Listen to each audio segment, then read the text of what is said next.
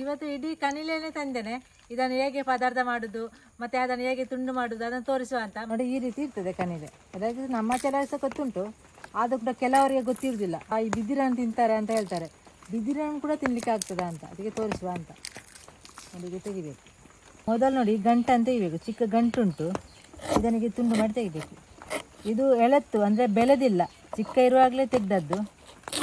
ಮಾರ್ಕೆಟಲ್ಲಿ ಸೇಲ್ ಮಾಡಿಕೊಂಡಿದ್ರು, ಅದನ್ನು ತಂದದ್ದು ನಾವು. ಈ ರೀತಿ ಗಂಟನ್ನು ತೆಗಿಬೇಕು. ಇದನ್ನುಂಟಲ್ಲ ಬೇರೆ ಬೇರೆ ಕಡೆ ಬಿಸಾಡಬಾರ್ದು. ಯಾಕಂತ ಹೇಳಿದರೆ ದನಗಳು ಅದೆಲ್ಲ ತಿಂದರೆ ಸಾಯ್ತದೆ. ಜಾಗ್ರತೆಯಾಗಿ ಇದನ್ನು ಒಂದು ಕಡೆ ಹಾಕಬೇಕು. ಈ ಗಂಟನ್ನು ತೆಗೆದಾದ ಮೇಲೆ ಈ ರೀತಿ ಇರ್ತದೆ ನೋಡಿ, ಈ ರೀತಿ ಉಂಟು. ಇದು ಪದಾರ್ಥ ಮಾಡಲಿಕ್ಕೆ ಇದೆಲ್ಲ ತೆಗಿಲಿಕ್ಕಿಲ್ಲ, ಇಷ್ಟು ಮಾತ್ರ, ಎಳೆತ್ತು ಮಾತ್ರ ತೆಗಿಲಿಕ್ಕೆ, ಇದನ್ನು ಬಿಸಾಡೋದು. ಇಷ್ಟೇ ಪದಾರ್ಥ ಮಾಡಲಿಕ್ಕೆ, ಇಷ್ಟು ಬೆಳೆದದ್ದು ಹಾಕಲಿಕ್ಕಿಲ್ಲ. ಈಗ ಕೊಚ್ಚಬೇಕು.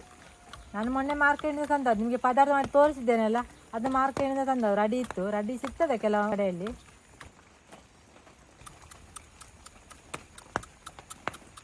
ಹೀಗೆ ಮಾಡಿದರೆ ಚಿಕ್ಕ ಚಿಕ್ಕ ತುಂಡು ಮಾಡಲಿಕ್ಕೆ ಆಗ್ತದೆ. ಈ ರೀತಿ ಮಾಡಿ ಚಿಕ್ಕ ಚಿಕ್ಕ ತುಂಡು ಪೀಸ್ ಮಾಡಿದರೆ ಆಯಿತು. ಕೆಲವರಿಗೆ ಈ ರೀತಿ ಗೊತ್ತಿರೋದಿಲ್ಲ ಹೇಗೆ ಮಾಡೋದು ಅಂತ ಹೇಳಿ.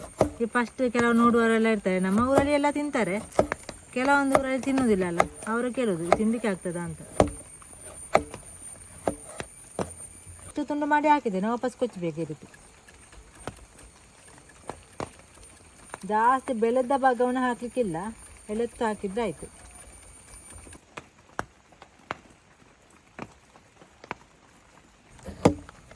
ನೋಡಿ ಈ ರೀತಿ ತುಂಡು ಮಾಡೋದು, ಸಪೂರ ಮಾಡಿ.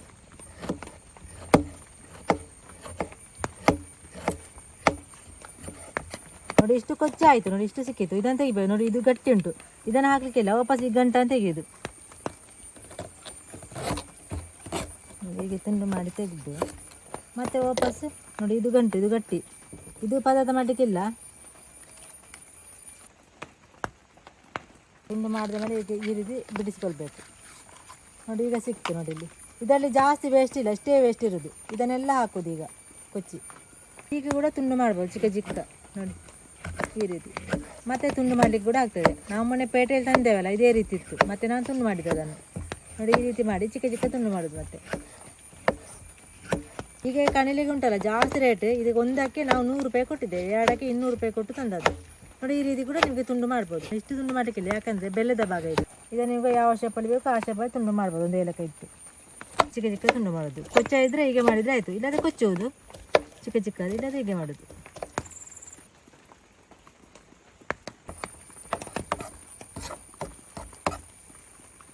ಇಷ್ಟರೊಳಗೆ ತೆಗಿಲಿಕ್ಕೆ ಆಗ್ತಾ ಇದು. ಈಗ ಲಾಸ್ಟ್ ಆಗ್ತಾ ಬಂತು ನೋಡಿ, ತುದಿ ಆಗ್ತಾ ಬಂತು. ಈಗ ಮಾತ್ರ ಸಿಗುದಿದ್ದು ಆಷಾಢದಲ್ಲಿ, ಅಂದರೆ ಜುಲೈ ತಿಂಗಳಲ್ಲಿ ಸಿಗ್ತದೆ. ಮತ್ತೆ ಇದು ಬಿದಿರಾಗ್ತದೆ. ದೊಡ್ಡದಾದ ಮೇಲೆ ನಮಗೆ ಪದಾರ್ಥ ಮಾಡಲಿಕ್ಕೆ ಆಗೋದಿಲ್ಲ. ಇಷ್ಟು ಚಿಕ್ಕದಾಯಿತು ಕೊಚ್ಚಿ ಕೊಚ್ಚಿ. ಇನ್ನು ಲಾಸ್ಟ್ ಆಯ್ತು, ಇನ್ನಿಲ್ಲ ಇದರಲ್ಲಿ, ಇನ್ನು ಚಿಗುರು ಮಾತ್ರ. ಇಷ್ಟು ಸಾಕು, ಇನ್ನಿಷ್ಟು ತೆಗೆದ್ರೆ ಆಯಿತು. ಚಿಕ್ಕ ಒಂದು ಕಣಿಲೆಯಲ್ಲಿ ಇಷ್ಟು ಸಿಕ್ಕಿತ್ತು ನೋಡಿ. ಜಾಸ್ತಿ ದೊಡ್ಡ ಕಣಿಲೆ ಆದರೆ ಸ್ವಲ್ಪ ಜಾಸ್ತಿ ಸಿಗ್ತದೆ. ಈ ರೀತಿ ಪೀಸ್ ಮಾಡಿದ ಮೇಲೆ ಇನ್ನೊಂದು ಪೀಸ್ ಮಾಡಲಿಕ್ಕೆ ಉಂಟು. ಇಷ್ಟು ಆಯಿತು. ಎರಡು ತುಂಡು ಮಾಡಿ ಇಷ್ಟು ಸಿಕ್ಕಿತ್ತು ನೋಡಿ, ಇಷ್ಟೇ ಸಿಗೋದು. ಇದನ್ನು ಇನ್ನು ನೀರು ಹಾಕಿಡ್ಲಿಕ್ಕೆ ಉಂಟು. ನೀರು ಹಾಕಿಟ್ಟು ಇವತ್ತು ಪದಾರ್ಥ ಮಾಡಲಿಕ್ಕಿಲ್ಲ, ನಾಳೆ ಅಥವಾ ನಾಳ್ದು 2 ದಿವಸ ನೀರು ಹಾಕಿಡ್ಬೇಕು. ಇಲ್ಲದ 1 ದಿವಸ ಕೂಡ ಆಗ್ತದೆ ನೀರು ಹಾಕಿಡ್ಲಿಕ್ಕೆ. ಈಗ ನೀರು ಹಾಕಿ ತರ್ತೇನೆ. ಈ ರೀತಿ ನೀರು ಹಾಕಿಡಬೇಕು. ಇನ್ನು ನೀರೆಲ್ಲ ತೆಗೆದು ನಾಳೆ ಒಂದು 4-5 ಸಲ ತೊಳೆದು ಮತ್ತೆ ಬೇಯಿಸಿ ನೀರು ತೆಗೆದು ಪದಾರ್ಥ ಮಾಡೋದು, ಅಷ್ಟೇ ಮಾಡಲಿಕ್ಕೆ ಇರೋದು. ಎಲ್ಲದು ಕಾಯಿಲೆ ಸಿಕ್ಕಿದ್ರೆ ನೀವು ಸಹ ಇದೇ ರೀತಿ ಪದಾರ್ಥ ಮಾಡಿ. ಪದಾರ್ಥ ಮಾಡುವ ವಿಡಿಯೋನು ಮೊದಲಿನ ವಿಡಿಯೋದಲ್ಲಿ ಹಾಕಿದ್ದೇನೆ, ಅದನ್ನು ನೋಡ್ಬೋದು.